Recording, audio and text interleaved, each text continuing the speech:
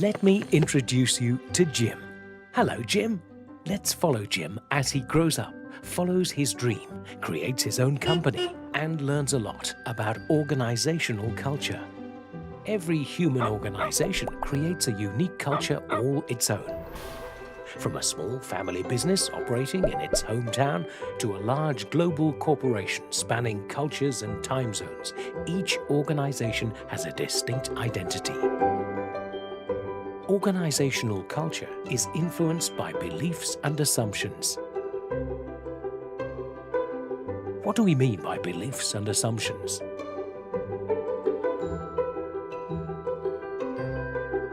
Beliefs and assumptions come from the things that we hear, observe, and learn.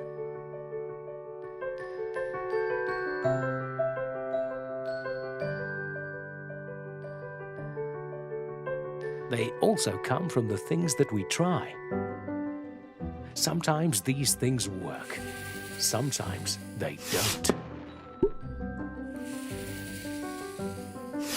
Then we rethink and try again, just like little Jim.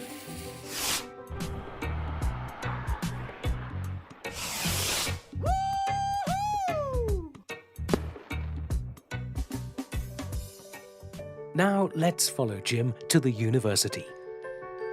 He meets friends and inspires them. A quick aside, it's important, I'll give you a simple example. When we talk about operating... 3 cheers for Jim and his friends as they graduate and team up to form an organization of their own. They decide together where they want to go. They create a foundation that everybody can use and recognize.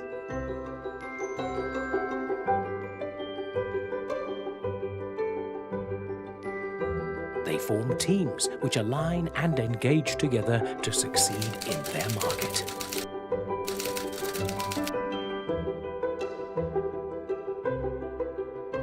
But in order to succeed, organizations need to be able to adapt.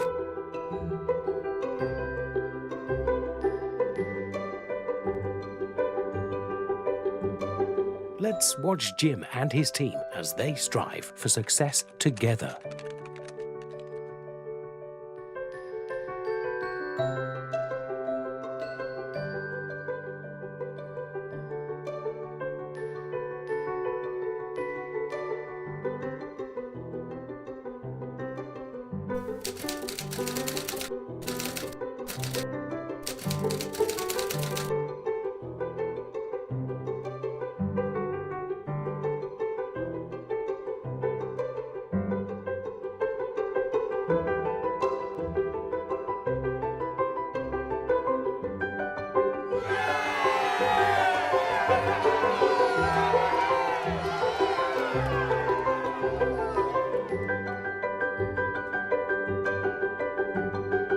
Underneath the surface of an organizational culture, we have assumptions, beliefs, perceptions, thoughts, and feelings. These are taken for granted. We can't see them. Organizational culture is learned. It grows as we gain experience from our work and move on together over time.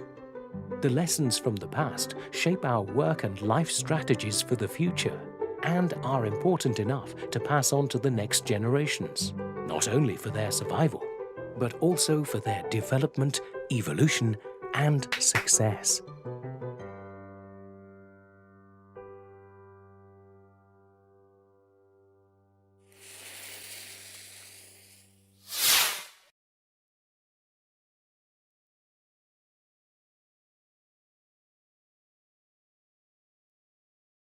Hello, my dear students. I think you all are well by the grace of Almighty Allah. I am Shurabhi Firdaus, lecturer, Department of Marketing, Dhaka Women College. আজ আমি তোমাদের organisation behaviour বা সাংগঠনিক আচরণের chapter 3 পড়াবো, যেটা lecture number 5। প্রথমে চলে যাই সাংগঠনিক সংস্কৃতি। আমরা একটা ভিডিও দেখেছি যেটার মাধ্যমে আমরা বুঝতে পারি যে একটা সংগঠনের কালচার কত একটা ইম্পর্টেন্ট প্রভাব ফেলে তাদের লক্ষ্য অর্জনের জন্য। প্রথমেই যখন আমরা সাংগঠনিক সংস্কৃতি কী সেটা বুঝতে যাব, প্রথমে আমাদের জানতে হবে যে সংগঠন কী এবং সংস্কৃতি কী। প্রথমে সংগঠন হলো যে কোনো একটা কিছু মানুষের ঐক্যবদ্ধ কর্মপ্রচেষ্টা এবং সে যেটা প্রতিষ্ঠানের লক্ষ্য অর্জনে সাহায্য করে।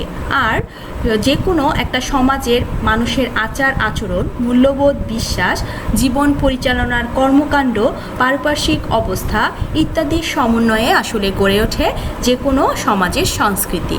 তার মানে সাংগঠনিক সংস্কৃতি কি? যে কোনো একটা সংগঠনের ভেতরে যে মানুষ যেই ধরনের আচার আচরণ, বিশ্বাস, মূল্যবোধকে নিয়ে গড়ে ওঠে সেটাই হচ্ছে সাংগঠনিকের সংস্কৃতি।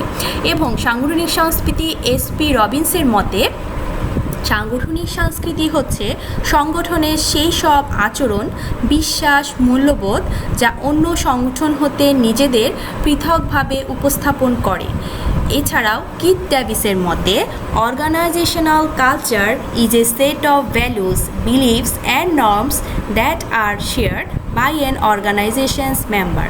অর্থাৎ একটা নির্দিষ্ট অর্গানাইজেশনের যারা মেম্বার্স আছে তারা যেই ধরনের কিছু মূল্যবোধ, কিছু বিশ্বাস, কিছু রীতিনীতি এগুলো কি করে মেনে চলে বা যেটা তারা তৈরি করে তারা সেটাই হলো সেই সংগঠনের সংস্কৃতি।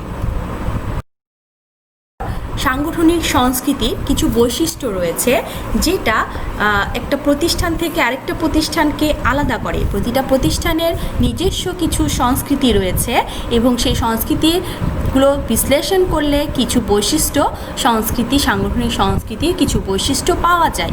এই সংগঠনের প্রথম বৈশিষ্ট্য হচ্ছে এটি পার্থক্যমূলক হয়, অর্থাৎ প্রতিটি সংগঠনের একটা নিজস্ব সত্তা রয়েছে এবং সেই সত্তা দিয়েই কিন্তু একটা প্রতিষ্ঠান থেকে অন্য প্রতিষ্ঠানকে আলাদা করা যায় এবং সংস্কৃতি দিয়েই একাধিক প্রতিষ্ঠানের মধ্যে পার্থক্য নিরূপণ করা যায়। এই জন্য সাংগঠনিক সংস্কৃতিটা হচ্ছে পার্থক্যমূলক। 2 নম্বর হলো সমন্বিত। সাংগঠনিক আচার আচরণ, মূল্যবোধ এবং রীতিনীতি এবং বিশ্বাস এগুলো সবগুলোর সমন্বিত রূপই হলো সাংগঠনের সংস্কৃতি। এরপর স্থিতিশীল, যে একটা প্রতিষ্ঠানের কর্মীরা কখনোই এই সম্পর্কটাকে কর্মীরা বিচলিত না হয়ে কিন্তু গ্রহণ করে নেয়, অর্থাৎ এটা গ্রহণযোগ্য। এবং স্থিতিশীল মানে হলো যে একটা প্রতিষ্ঠানের সাংগঠনের সংস্কৃতিটা অবশ্যই দীর্ঘদিনের লালিত এবং যে কোনো মুহূর্তেই চাইলে এটাকে পরিবর্তন করা যায় না। তারপর প্রতীকী, একটা প্রতিষ্ঠানের সংস্কৃতি সংগঠনের একটা সামগ্রিক পরিচয় তুলে ধরে। সংগঠনের সমুদয় কার্যক্রমের প্রতীক হচ্ছে এই সাংগঠনিক সংস্কৃতি, যেটা তাকে অন্যান্য সংগঠন থেকে সম্পূর্ণ আলাদাভাবে উপস্থাপন করে। এরপর উচ্চ ব্যবস্থাপনার একটা প্রতিফলন হলো সাংগঠনিক সংস্কৃতি। এটা সাধারণত উচ্চ স্তরের ব্যবস্থাপনা সংগঠনের সংস্কৃতির একটা ধারক। কারণ হলো ব্যবস্থাপনার সার্বিক বিষয় বিবেচনা করে যে রীতিনীতি প্রয়োগ করে তার উপর ভিত্তি করেই কিন্তু সংগঠনের সংস্কৃতিটার উৎপত্তি হয়। অর্থাৎ উচ্চ ব্যবস্থাপনার একটা প্রতিফলন হলো সাংগঠনিক সংস্কৃতি। এরপর সাংগঠনিক সংস্কৃতি যতটা না স্পষ্ট তার চেয়ে বেশি অন্তর্নিহিত, অর্থাৎ যে অর্থটা ভেতরে থাকে এটা আমরা সকলেই দেখতে পাই, বুঝতে পারি, কিন্তু আসলে এটা আমরা কি করতে পারি না, এটা অন্তর্নিহিতই থাকে সবসময়, অপ্রকাশিতভাবে সবাই আসলে সংগঠনের রীতিনীতিগুলা মেনে চলে। তারপর হলো উপসংস্কৃতি। প্রতিটা সংগঠন যেমন একটা একক সংস্কৃতি গড়ে ওঠে তেমনি এইটাতে অনেকগুলো উপসংস্কৃতিরও সমাবেশ থাকে। যেমন বহুজাতিক যে প্রতিষ্ঠানগুলো আছে এখানে সবচেয়ে বেশি উপসংস্কৃতি দেখা যায়। বহুজাতিক কোম্পানিগুলো বিভিন্ন জাতি গোষ্ঠী নিয়ে কাজ করে এবং অনেকগুলো ছোট ছোট সংস্কৃতির জন্ম দেয় বা সংস্কৃতিগুলো তাদের প্রতিষ্ঠানে গড়ে তোলে, সেগুলোকে বলা হয় উপসংস্কৃতি। কেউই কিন্তু শ্রেষ্ঠ নয় সাংগঠনিক সংস্কৃতির, এটা আরেকটা বৈশিষ্ট্য। যেমন নিজেকে সবসময় শ্রেষ্ঠ বলা যাবে না। যেমন কোনো প্রতিষ্ঠানের সংস্কৃতি অন্য সংগঠন থেকে আসলে ভিন্ন হয়, কিন্তু ওর সংস্কৃতি ভালো আমার সংস্কৃতি খারাপ, বা আমার সংস্কৃতি ভালো ওর সংস্কৃতি খারাপ, এই ধরনের কথা কিন্তু সাংগঠনিক সংস্কৃতিতে বলা যাবে না। কারণ একটা মানুষ সংস্কৃতি সেটাকেই গ্রহণ করে যেটা তার কাছে শ্রেষ্ঠ মনে হয়েছে। হয়তো সেটা আমার জন্য শ্রেষ্ঠ নয়, কিন্তু অন্য প্রতিষ্ঠানের জন্য শ্রেষ্ঠ বলেই সে কিন্তু সেটার সংস্কৃতিটা চালু রেখেছে বা গড়ে তুলেছে। তারপর শক্তির পার্থক্য, প্রতিষ্ঠান ভেদে সংস্কৃতি দুর্বল কিংবা শক্তিশালী হতে পারে। এই জন্য কর্মীরা কিভাবে সংস্কৃতি তাদের নিজের আচরণে প্রয়োগ করছে, কর্মীর আচরণে সাংস্কৃতিক প্রভাব সাধারণত বেশি হলে তাকে শক্তিশালী ধরে নেওয়া হয়, আর যদি তার প্রভাব কম হয় তাহলে সেটাকে কম শক্তিশালী বা দুর্বল প্রতীয়মান করা হয়। দেখলাম আমরা সাংগঠনিক সংস্কৃতির উপর কিছু প্রভাব বিস্তারকারী উপাদান। কিছু উপাদান আছে যেগুলো সাংগঠনিক সংস্কৃতির উপর প্রভাব বিস্তার করে। সাধারণত সাংগঠনিক সংস্কৃতি গড়ে ওঠার ক্ষেত্রে অনেকগুলো উপাদানই প্রভাব বিস্তার করে। এসপি রবিন্স তার বইতে সাধারণত 7টা উপাদানের উল্লেখ করেছেন। সেই 7টা উপাদান হলো উদ্ভাবন এবং ঝুঁকি গ্রহণ, সামগ্রিক অংশের প্রতি মনোযোগ, ফলাফল কেন্দ্রিক, কর্মী কেন্দ্রিক, দল কেন্দ্রিক, লক্ষ্য কেন্দ্রিক এবং স্থিতিশীল। আক্রমণাত্মকটাকে লক্ষ্য কেন্দ্রিকও লেখা যাবে। প্রথমে হলো উদ্ভাবন এবং ঝুঁকি গ্রহণ। প্রথমে কর্মীদের উদ্ভাবন এবং ঝুঁকি গ্রহণের উপরে সাংগঠনিক সংস্কৃতি গড়ে ওঠা নির্ভর করে। সংগঠনের কর্মীরা কতটুকু মাত্রায় উদ্ভাবন শক্তি ব্যবহার করতে পারবে এবং কতটুকু ঝুঁকি নিতে উৎসাহিত হবে তার উপর ভিত্তি করেই সাংগঠনিক সংস্কৃতিটা গড়ে ওঠে। এরপর সামগ্রিক অংশের প্রতি মনোযোগ। কর্মীরা যদি কাজের প্রতি সামগ্রিক মনোযোগ বজায় রাখে তাহলে শক্তিশালী সাংগঠনিক সংস্কৃতিটা গড়ে ওঠে। এরপর ফলাফলের উপর কতটা তারা গুরুত্ব দিচ্ছে। সাংগঠনিক সাধারণত লক্ষ্য অর্জনের জন্য প্রতিষ্ঠানের ব্যবস্থাপনা ফলাফলের উপর যত বেশি গুরুত্ব দেয় বা আলোকপাত করে, সাংগঠনিক কালচারটা তারা সেভাবেই তৈরি করে। সেটার মাত্রাটা নির্ভর করে ফলাফলের উপর। এরপর যে কর্মী কেন্দ্রিক একটা ব্যবস্থাপনা কর্মীদের কতটা মূল্যায়ন করে এবং তার সংগঠনের সংস্কৃতির মাত্রা তার উপর নির্ভর করে। সাধারণত কর্মীকেন্দ্রিক হলে প্রতিষ্ঠান অনেক শক্তিশালী একটা কালচার গড়ে তুলতে পারে। এরপর দল কেন্দ্রিক, যে একটা প্রতিষ্ঠানে ছোট ছোট দল থাকে, বিভিন্ন ডিপার্টমেন্ট থাকে, এগুলো সবগুলোই একটা দলের অংশ, দল বা উপদলের সমন্বয়ে কিন্তু একটা প্রতিষ্ঠান গড়ে ওঠে। আর কোনো একটা দল কতটুকু প্রভাব রাখছে কালচারের মধ্যে, সাংগঠনিক কালচার, সেটার উপর নির্ভর করে। যেই দলে প্রভাব দেওয়ার কারণে প্রতিষ্ঠানের লক্ষ্য অর্জন সহজ হয় তাকে বেশি প্রভাব দেওয়া হয়। এভাবেই সাংগঠনিক কালচারটা গড়ে তোলা হয়। এরপর হচ্ছে আক্রমণাত্মক বা লক্ষ্য কেন্দ্রিক, যে একটা প্রতিষ্ঠানে কর্মরত ব্যক্তিদের প্রতিযোগিতা মোকাবেলার ক্ষেত্রে তারা কতটা আক্রমণাত্মক মনোভাব রয়েছে তার উপর নির্ভর করে কিন্তু সাংগঠনিক সংস্কৃতি গড়ে ওঠে। ঠিক আছে, এরপর সেটা হলো যে স্থিতিশীল। সংগঠনের রীতিনীতি, বিশ্বাস, মূল্যবোধ ইত্যাদি কতটা ভাবে স্থায়ী প্রয়োগ করতে সক্ষম তার উপরেই নির্ভর করে যে কোনো সংগঠনের সংস্কৃতি। কারণ সংগঠন যদি অগ্রগতির ধারাকে রক্ষা করতে না পারে তাহলে তার রীতিনীতিও পরিবর্তন আসবে এবং সংস্কৃতিও পরিবর্তন হবে।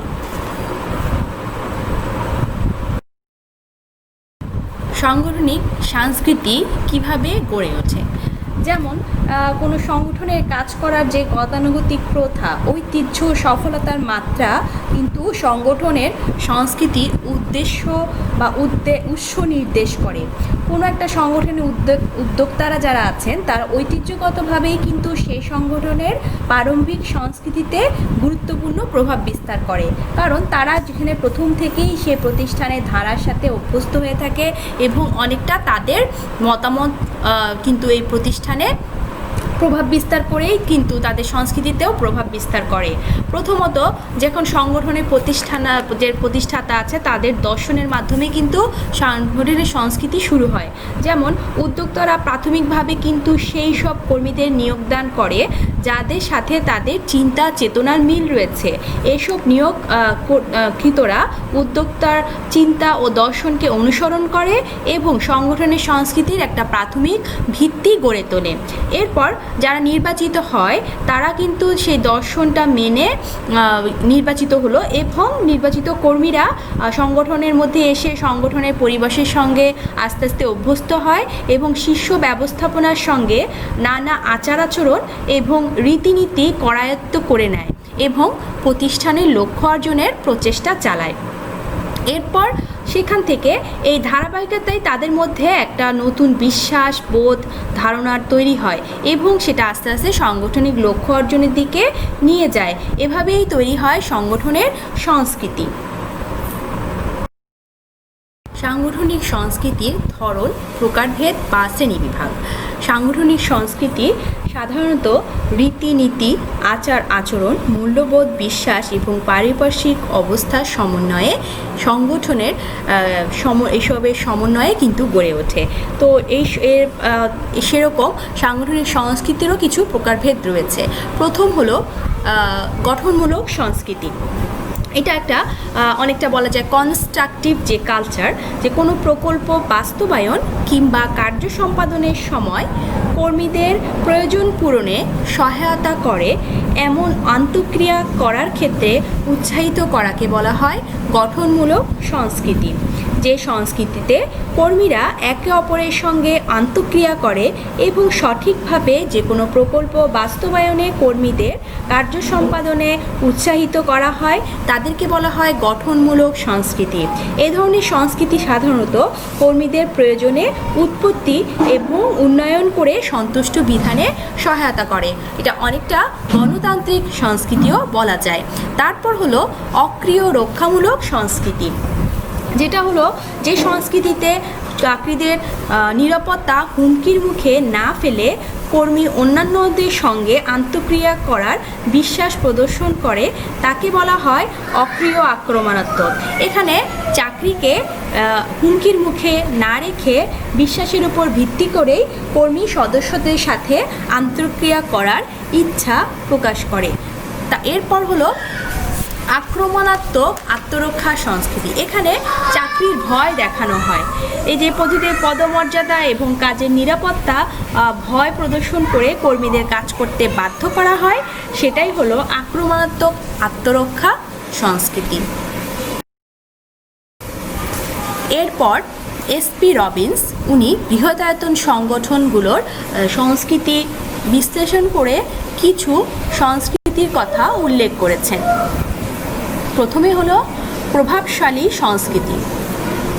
প্রভাবশালী সংস্কৃতি বলতে বোঝায় সংগঠনের অধিকাংশ সদস্যদের মৌলিক মূল্যবোধের অংশ যে সংস্কৃতি আচরণের মাধ্যমে প্রকাশ করা হয় তাকে বলা হয় প্রভাবশালী সংস্কৃতি। অর্থাৎ প্রতিটি প্রতিষ্ঠানে একটা প্রভাবশালী সংস্কৃতি থাকে যেটা বেশিরভাগ প্রভাবশালী প্রতিষ্ঠানই পালন করে থাকে এবং সেটা সকল প্রতিষ্ঠানেই প্রভাব বিস্তার করে। এই জন্য এটাকে বলা হয় প্রভাবশালী সংস্কৃতি। অর্থাৎ অধিকাংশ যে majority of the organisation members যেই সংস্কৃতিটাকে ফলো করে সেটাই হচ্ছে প্রভাবশালী সংস্কৃতি। সহ সংস্কৃতি, সংগঠনের ভেতরে যে ক্ষুদ্র ক্ষুদ্র সংস্কৃতিগুলো রয়েছে, মূল সংস্কৃতির বাহিরেও যে ছোট ছোট সংস্কৃতিগুলো রয়েছে এবং যেটা বিভাগীয় নকশাকরণ এবং ভৌগোলিক পৃথককরণের দ্বারা আদর্শ সূচকভাবে সংজ্ঞায়িত করা হয়। অর্থাৎ বিভিন্ন অঞ্চল ভেদে বা বিভিন্ন ভৌগোলিক অবস্থান ভেদে কিংবা বিভাগের নকশাকরণের ক্ষেত্রে যেই ধরনের ছোট ছোট সংস্কৃতিগুলোকে কাজে লাগানো হয় বা ব্যবহার করা হয় সেগুলো হলো সহ সংস্কৃতি। আবার সবল বনাম দুর্বল সংস্কৃতি, যে সংস্কৃতিতে মৌলিক মূল্যবোধ তীব্রভাবে চেপে ধরে ব্যাপক অংশে ভাগ করা হয় তাকে শক্তিশালী সংস্কৃতি বলা হয়। আর শক্তিশালী সংস্কৃতির প্রতি সদস্যদের দায়বদ্ধতা সৃষ্টি হয়, ফলে সদস্যরা সহজেই সংগঠন পরিত্যাগ করে না। আর দুর্বল সংস্কৃতির ক্ষেত্রে সাধারণত সদস্যরা দায়বদ্ধতার সৃষ্টি হয় না, ফলে সুযোগ পেলে কর্মীরা সংগঠন পরিত্যাগ করে। ধন্যবাদ, আজকে এ পর্যন্তই। সকলে ভালো থাকো, সুস্থ থাকো। পরবর্তী ক্লাসে আবার দেখা হবে। আল্লাহ হাফিজ।